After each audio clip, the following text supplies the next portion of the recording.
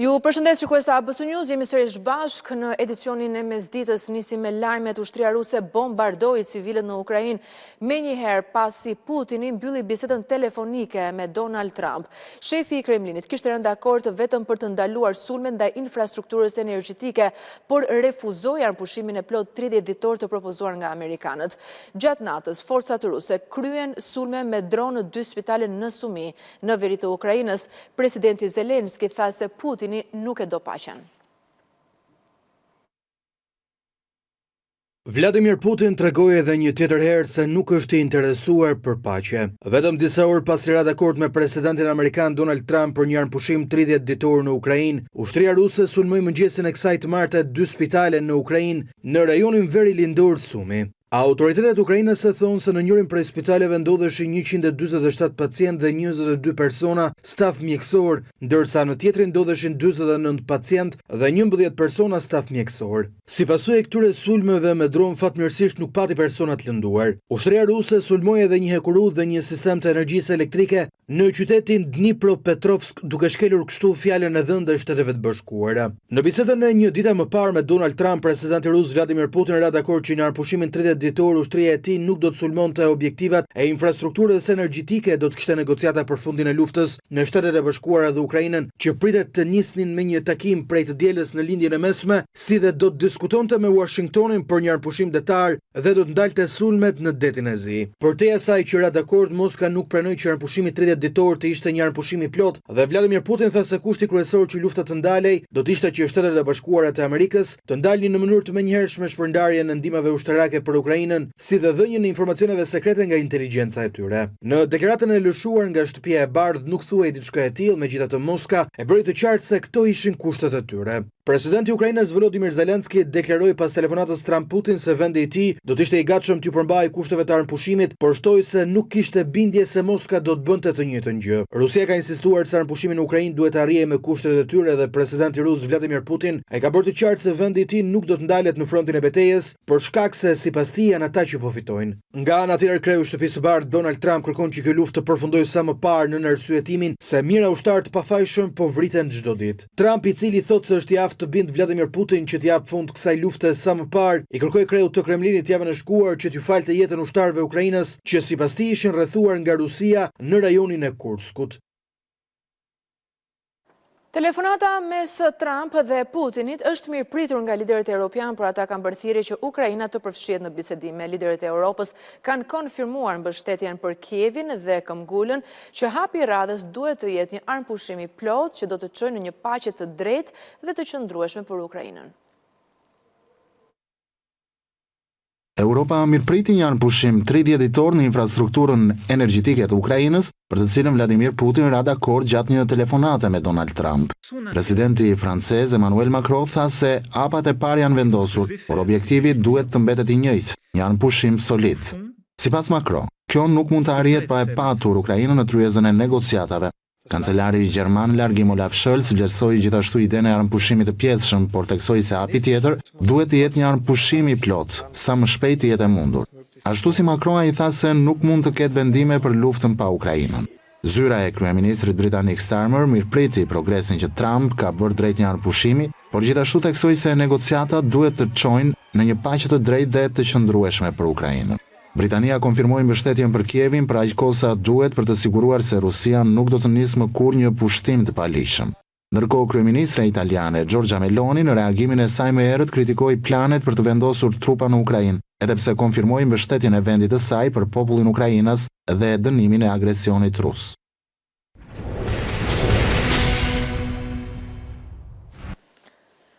Edi Rama përsëriti në Elbasan se Partia Socialiste është forca politike që garanton anëtarësimin e vendit në Bashkimin Evropian brenda dekadës. Rama tha se kërkon votat për mandatin e 4 edhe për të garantuar një drejtësi europiane.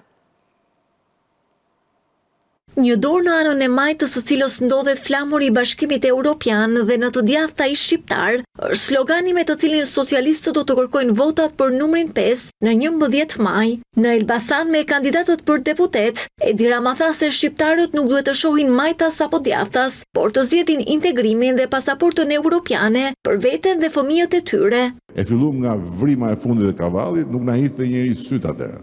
Dhe sot mund të jemi vendi që i ka bërë negociatën më shpejt nga gjithë 3 vjet. Nuk ndodh. Nëse ne lëkundemi në 11 maj, sikur 3 muaj të kalojnë me paqartësi, ne nuk e kapim 2027-ën dhe ne nuk e dim çfarë ndodh në Europë.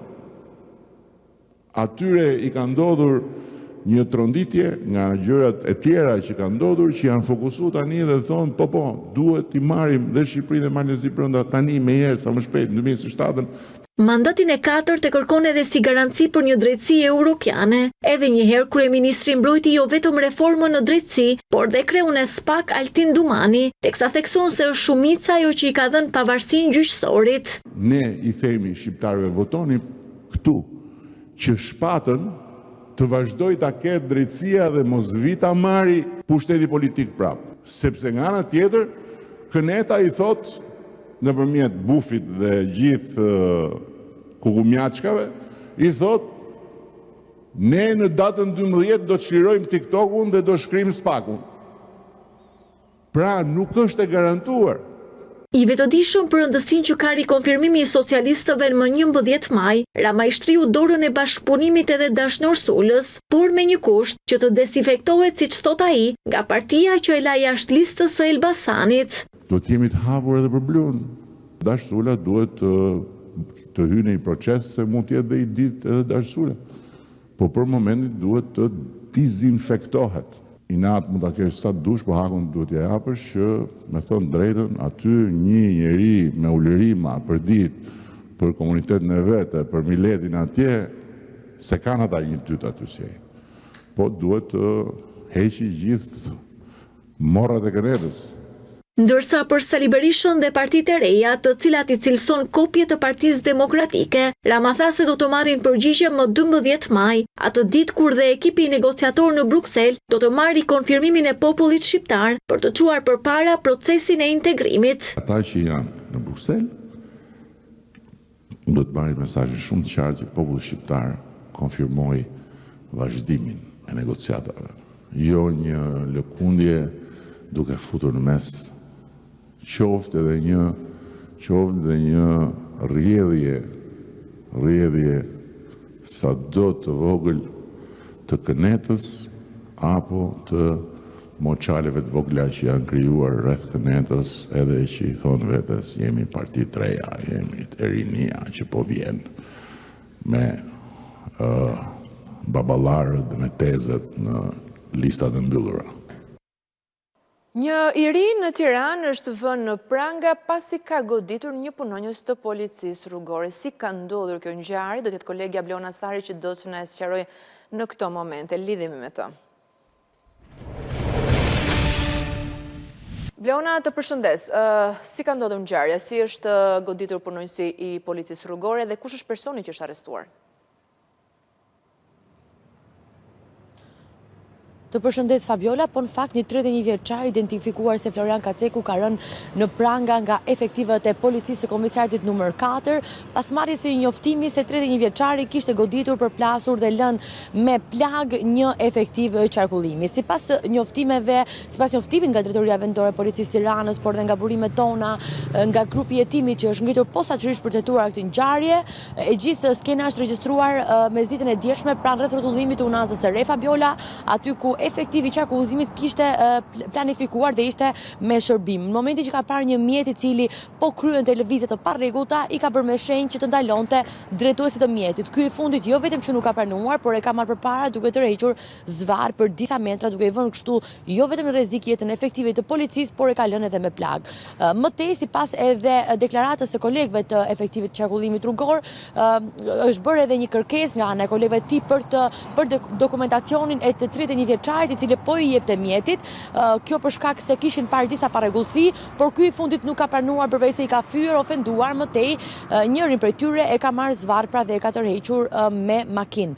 Ndërkohë që menjëherë është larguar nga vendi i ngjarjes, kolegët patjetër kanë dhënë ndihmën e parë efektivit të qarkullimit të rrugores, i cili është dërguar në spital dhe nga informacionet që ne kemi është në gjendje të stabilizuar, por ka plag. Nga ana tjetër, pas disa hetimeve dhe nga marrja e të gjitha informacioneve, efektivet e komisariatit numër 4 në kryeqytet kanë bërë të mundur arrestimin e 31 vjeçarit, i cili tashmë ka rënë në pranga dhe do të përballet me akuzat. E kuptoj. Mirë, Blona, faleminderit për raportimin. Vjojmë te Lulzim Berisha u ekstradua mbrëm nga Spanja për të përballur me drejtsinë shqiptare për krimet për të cilat ai akuzohet pas zbritjes në Rina si shkreu i bandës së Durrësit, u izolua në burgun 313. 54 vjeçari arrestuar në Spanjë në dhjetor të vitit 2023 akuzohet nga SPAK për vrasjen e ish rivalit të tij, Klodian Saliu, në 2005 në autostradën Tiranë-Durrës. Lulzim Berisha, ish kreu i bandës së Durrësit, një personazh i njohur për drejtsinë shqiptare, është ekstraduar nga Spanja. 54 vjeçari mboriti në Rinas pak para mesnatës, i shoqëruar nga forcat e shumta policie. Berisha, një person me rrezikshmëri shoqërore të lartë, i akuzuar për disa ngjarje kriminale, ishte arrestuar në 14 dhjetor të 2023 në Spanjë, ku qëndronte i fshehur dhe me dokumenta të falsifikuara bullgare. Në vijim të bashkëpunimit mes dy vendeve, Interpol Tirana dhe Interpol Madridi finalizuan ekstradimin e Lulzim Berishës nga Spanja në Shqipëri. Pas mboritjes në Rinas, Lulzim Berisha u dërgua në qeli të paraburgimit 313 në Tiranë, ku do qëndroi në pritje të daljes para gjykatës së posaçme për njohjen me masën e sigurisë të caktuar ndaj tij në mungesë. Në vitin 2020, gjykata e posaçme e shkallës së parë për korrupsionin dhe krimin organizuar ka vendosur për Lulzim Berishën masën e sigurisë, arrest në burg për veprat penale, vrasje me paramendim, vrasje në rrethana cilësuese kundër 2 ose më shumë personave e kryer në formën e grupit të strukturuar kriminal. Lulzim Berisha akuzohet për disa krime të rënda, mes tyre ekzekutimi i rivalit të tij, Klodian Saliu, në 2005. Ai ishte arrestuar në 2006 në Maqedoni dhe u soll në Shqipëri, ku akuzohet për disa ngjarje të rënda të ndodhura në vitet 1998 deri në vitin 2000. Ish kreu i bandës së Durrësit u lirua nga burgu në 2016. Ndonë se ishte dënuar me 25 vite burg, gjykata e shkallës së parë në Durrës e liroi me pretendimin se kishte probleme shëndetësore. Në vitin 2020, Lulzim Berisha u shpall në kërkim për vrasjen e Vajdin Lames dhe Klodian Saliut në 2005. Për vrasjen e Lames çështja u pushua, ndërsa tashmë është në proces gjyqësor vetëm për vrasjen e Klodian Saliut, rivalit të tij që u ekzekutua në autostradën Durrës-Tiranë. Nuredin Dumani, i penduar i madh i drejtësisë, thotë se është bërë bashkëpunëtor pa qenë nën presion nga askush. Dumani tha se SPAK nuk i ka premtuar asgjë, pasi i ka rrëfyer krimet e tij dhe të shumë emrave të tjerë të krimit. Dumani i paralajmëroi se komunikimet të reja mes shumë personazheve të botës së errët nga viti 2021-2023 do të dalin kur të zbërthehet aplikacioni Matrix. Në procesin që po zhvillohet në gjykatën e posaçme për dosjen Plumbi Art, vijon dëshminë e tij bashkëpunëtori i drejtësisë Nuredin Dumani. Në seancën e së martës, për herë të parë Dumani ka treguar për lidhjen e marrëveshjes së bashkëpunimit me prokurorët e posaçëm, duke zbardhur disa ngjarje kriminale dhe porositë që ai merrte për vrasjet në këmbim të shumave monetare. Dumani teksa u përgjigj pyetjeve të avokatit të Fatos Gosës për faktin se pse pranoi të bashkëpunojë me SPAK, tregoi se nuk pati asnjë presion dhe ishte momenti të tregonte gjithçka.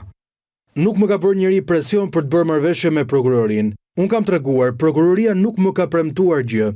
Nuk kam çfarë marr në këmbim. Gjithashtu ai u pyeti edhe për porosin që mori nga Suel Çela për vrasjen e Elton Kilës në Elbasan, por atentati dështoi, pasi ai mbeti vetë prej një sulmi me armë, që sipas tij u organizua nga Suel Çela. Për herë të parë, Dumani deklaroi në sallën e gjyqit se përveç aplikacionit Sky, është përdorur për komunikim mes grupeve kriminale dhe aplikacioni tjetër Matrix. Më kanë nxjerrë në prit Sueli. Olti nuk ishte as në Elbasan as në Shqipëri. Henrik Hoxha ishte me një klas të marrë me qira në Fier. Henrik Hoxha komunikonte shpesh me Suel Çelën me Matrix dhe me një program tjetër. Unë me Suel Çelën kam folur vetëm në momentin e atentatit, do të dalin të gjitha në Matrix. Dumani dëshmoi edhe për prishjen e marrëdhënieve me Talo Çelën. Ky i fundit, sipas Dumanit, tentoi të ekzekutonte Dashamir Dumanin, vllain e bashkëpunëtorit të drejtësisë. Ndërsa seanca e radhës do të mbahet më 20 mars në orën 10, ku pritet të dëshmojë bashkëpunëtori tjetër i drejtësisë, Erion Alibej.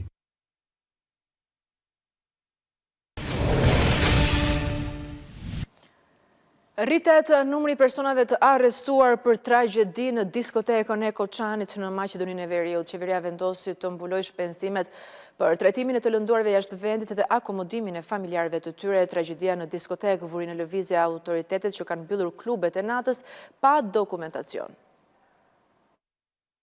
Komuna e Koçanit dhe tragjedia në diskotekën Puls mbeten plagë e zhvillimeve në Maqedoninë e Veriut. Kërkesa kryesore e qytetarëve është vendosja e përgjegjësve përpara drejtësisë. Ka qenë prokurori publik shtetëror Ljupçko Koçevski që ka deklaruar se numri i personave të ndaluar është rritur në 17, ndërsa qeveria e Maqedonisë së Veriut njoftoi se miratoi vendimin për mbulimin e plotë të shpenzimeve për akomodimin dhe transportin e familjeve të lënduarve që po trajtohen jashtë vendit. Ndërkohë, ekzekutivi në një njoftim publik ka bërë thirrje që mediat përmbahen nga publikimi i spekulimeve dhe dezinformatave në lidhje me numrin e personave të zhdukur nga zjarri tragjik në Koçan, duke rikonfirmuar se numri total i viktimave nga zjarri mbetet 59.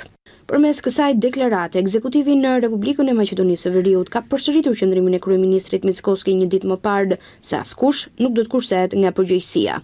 Ndërkohë, pas dorëheqjes kryetarit të mëparshëm të kësaj komune, Ljupçko Papazov, Mirçe Stajkov, këshilltar nga radhët e VMRO DPMN-s, do të udhëheq komunën e Koçanit. Stajkov më parë ka qenë nën kryetari i komunës.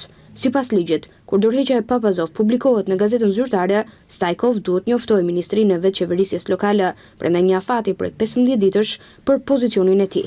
Në një rast tjetër do duhet shpalleshin zgjedhjet e parakohshme, por meqense deri në zgjedhjet e rregullta kanë mbetur më pak se 6 muaj, do të jetë Stojkov që do të qëndrojë në detyrë deri në tetor, kur edhe është parashikuar që qytetarët votojnë për të zgjedhur drejtuesit e tyre lokal. Së fundi, në rrjetet sociale janë publikuar edhe pamje nga nata e tragjedisë, ku qindra të rinj shihen duke vrapuar dhe duke shtyrë njëri tjetrin për të dalë nga dyert e diskotekës pa licencë. Ishte gjithçka përgatitur për këtë edicion informativ. Ju kujtohet klikoni në webin tonë ABC News për tjera zhvillime në Radio na gjeni në frekuencat 105 FM.